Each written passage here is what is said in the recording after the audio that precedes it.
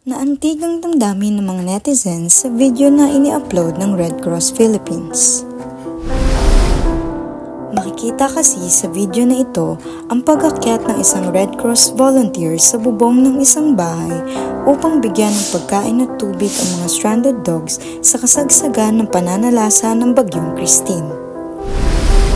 Ayon sa Facebook post ng Red Cross, sa kalagitnaan ng kanilang rescue operations ay nakita nila ang mga stranded dogs na tila nagugutom. Dahil dito, hindi nag-atubili ang isang volunteer na umakyat sa bubong ng isang bahay upang pakainin at bigyan ng tubig ang mga aso. Sa nasabing video, makikita rin na tila nagpapasalamat ang mga stranded dogs sa naturang volunteer.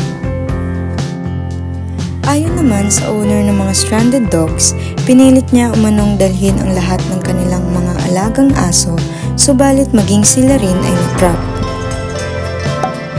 Sa kabila nito, kumalap naman ang positibong reaksyon mula sa mga netizens ang nasabing video.